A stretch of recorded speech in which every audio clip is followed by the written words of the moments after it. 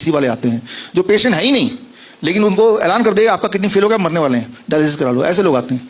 तो हम पहले तो ये समझाते हैं भाई आप किडनी पेशेंट नहीं हो, हम आपका करेंगे क्या, डॉक्टर साहब मैं ठीक कर दो। मैं एक ठीक इंसान को ठीक कैसे कर सकते हैं? नहीं डॉक्टर साहब मैं बहुत बीमार, कैसे पता? ये मेरा रिपोर्ट है, देखो मेरा GFR यानी कि मेरा किडनी फंक्शनिंग सिर्फ 30% रह गया है, तो इसका मतलब 70% फेल हो गया होगा ना। मैंने कहा आप पूरी तरह खड़े हैं, दौड़ रहे हैं, भाग रहे हैं, सांस ले पा रहे हैं, कहाँ से पेशाब ठीक आ रहा है, ब्लड प्रेशर नॉर्मल है आपका, कोई सूजन नहीं है, कैसे किडनी फेल हो गई? नहीं नहीं ये रिपोर्ट बता रही है। तो रिपोर्ट कैसे आपको किडनी पेशेंट घोषित करता है ये जान लीजिए अगले 1 मिनट में। वो है कितनी आपकी किडनी फंक्शन कर रही है, उसका ब्लड टेस्ट होता है जिससे ये बता देते हैं कि आपका एस्टिमेटेड किडनी फंक्शन कितनी है, से 30%। फिर डॉक्टर आपको बोलेगा ये है, एक नंबर दे देंगे। फिर डॉक्टर आपको बोलेगा कि भाई और डिटेल में जानना तो एक और टेस्ट होता है DTPA स्कैन, उसके आधार में भी आपको किडनी की फंक्शनिंग पता चल जाएगी। DTPA स्कैन में क्या होता है, वही होता है जो थोड़ी देर पहले बताया, आपकी बॉडी में रेडियोएक्टिव मटेरियल डाल देंगे, और रेडियोएक्टिव मटेरियल जब बॉडी में डालते हैं, जो हेल्दी लोग हैं वो DTPA स्कैन कराते हैं, तो 7% लोग, 7% लोग हेल्दी लोग DTPA स्कैन की वजह से किडनी पेशेंट बन जाते हैं।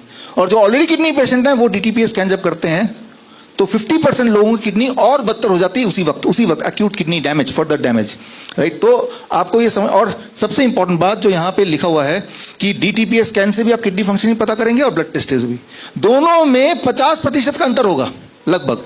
DTPA स्कैन बता रहा है 15% काम कर रहा है, तो ब्लड टेस्ट बता रहा है 30% काम कर रहा है। तो जब दोनों एक ही चीज टेस्ट कर रहे हैं, दोनों के अलग अलग रिजल्ट क्या है, क्यों है? दोनों के अलग अलग रिजल्ट हैं, इससे ही ये साबित होता है कि ये टेस्ट का कोई भी साइंटिफिक नहीं है, ये टेस्ट विश्वसनीय नहीं है। नहीं तो अलग अलग तरह से टेस्ट करने से रिजल्ट सेम ही आना चाहिए।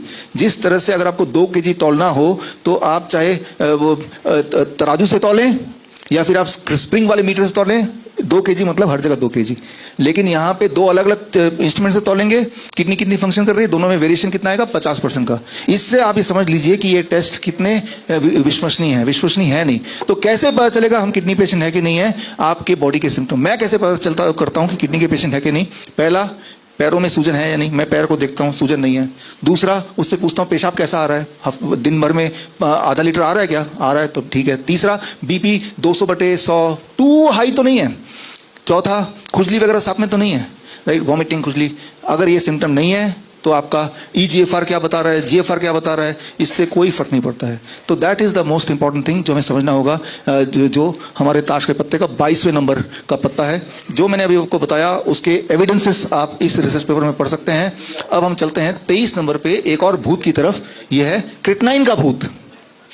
क्रिटनाइन को दिखा के लोगों को ऐसे डराया जाता है जैसे कि बचपन में छोटे बच्चे को भूत के डर से डराया जाता था, गब्बर आ जाएगा दूध पी लो, गब्बर। वही वाला हाल क्रिटनाइन से है कि अच्छा खासा इंसान अच्छे पोस्ट पे काम कर रहा है, बड़ा एजुकेटेड, डॉक्टर साहब मैं तो मरने वाला हूं, क्यों? आपका मेरा क्रिटनाइन तो 4 आ गया है। अब क्या क्रिटनाइन के बढ़ने से इंसान की मौत की तरफ बढ़ रहा है? इस पे एक रिसर्च किया गया, आपके सामने रिसर्च पेपर है, 5388 पेशेंट्स पे, और देखा गया उल्टा, जितना ज्यादा क्रिटनाइन उतना कम मरने के chances among the kidney patients. Short में बता रहा हूं आपको कि क्रिटनाइन जो है वो कोई डायरेक्ट आपको किडनी की फंक्शनिंग नहीं बता सकता। क्रिटनाइन किसी का बढ़ता है तो कई सारे कारण होते हैं। जब भी आपको कभी फीवर होगा उस वक्त क्रिटनाइन चेक कीजिए तो बढ़ा ही मिलेगा। जो लोग स्टेरॉइड ले रहे हैं तो क्रिटनाइन बढ़ा ही मिलेगा। जब आप मीट वगैरह खा लेते हैं, जो लोग मीट खाने के इमीडिएट बाद क्रिटनाइन बढ़ जाता है, राइट। जब भी बैक्टीरियल इन्फेक्शन होता है क्रिटनाइन बढ़ जाता है। जो बॉडी जिसकी मस्कुलर है, बॉडी बिल्डर, उनका क्रिटनाइन बढ़ा ही रहता है। तो क्रिटनाइन बढ़ने का मतलब आपकी किडनी फेल हो गई कोई जरूरी नहीं है। कभी कभी किडनी फेल होने पे भी क्रिटनाइन बढ़ जाता है। तो ये हमें समझना पड़ेगा कि क्रिटनाइन एक भूत की तरह ले लिया, क्रिटनाइन बढ़ गया तो डॉक्टर साहब क्या कीजिए, करना डायलिसिस करा लीजिए।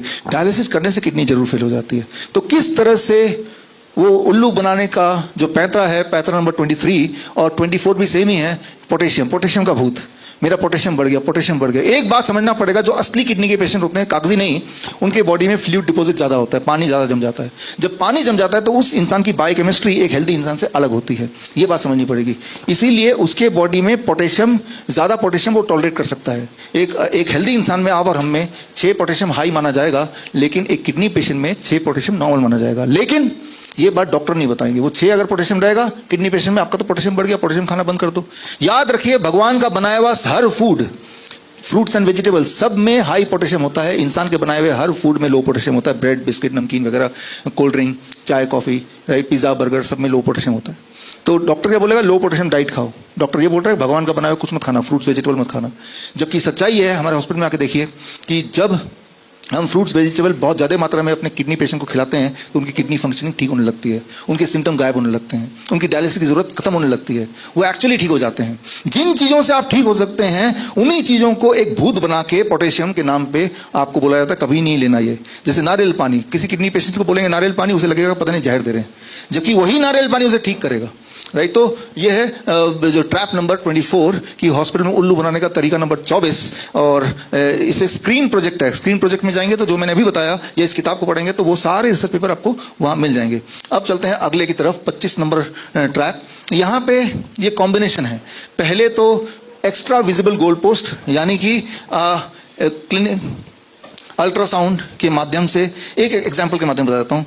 मान लो पैरों में क्लॉट है कि नहीं, क्लिनिकल एग्जामिनेशन पता चलता है 1% लोगों को पैरों में क्लॉट है, लेकिन उन्हीं लोगों में से जब उनको अल्ट्रासाउंड कराया जाता है 100 लोगों को, 100 में से एक को क्लिनिकल एग्जामिनेशन में क्लॉट पाया गया, अल्ट्रासाउंड से 58% ज़्यादा पाया गया। तो जब भी आप अल्ट्रासाउंड करते हैं, MRI करते हैं या फिर CT स्कैन करते हैं तो वो एक्स्ट्रा चीज़ों को देखने की कोशिश करते हैं जो एग्जिस्ट ही नहीं करती या जिसकी वजह से आपको परेशान होने की जरूरत नहीं है। लेकिन जब आप ये पाया जाता है, बोलते हैं अल्ट्रासाउंड के अनुसार आपका तो बॉडी में क्लॉट है, अब वो इंसान चुप तो बैठेगा नहीं, डॉक्टर साहब बताइए क्या करूँ, बस यही बात वो सुनना चाहता है, राइट। तो आप कभी भी अल्ट्रासाउंड को विश्वास ना करें, आप अपने बॉडी के सिम्टम्स को विश्वास करें। अगर आपको कोई दिक्कत है तो सबसे पहले आपको बॉडी पेन देगा, दर्द देगा, सूजन देगा, वीकनेस देगा या आपको चक्कर आएंगे, उनको विश्वास कीजिए, ना कि वो मशीन क्या कह रही है, क्योंकि मशीन वो भी देखती है जो है ही नहीं, वो भी मशीन देखती है। ये तो यही मैंने आपको इस 25वें नंबर ट्रैप से बताया, क्योंकि हमारे हॉस्पिटल में लोग अक्सर रिपोर्ट्स ले आते, इतनी मोटी फाइल, मैंने कहा भाई पहले आपको तो देख लूं, नहीं ये रिपोर्ट देखिए, तो रिपोर्ट के जाल में फंस जाते हैं, लगता है कि वही सच है और वो जो खुद खड़ा है वो झूठ है।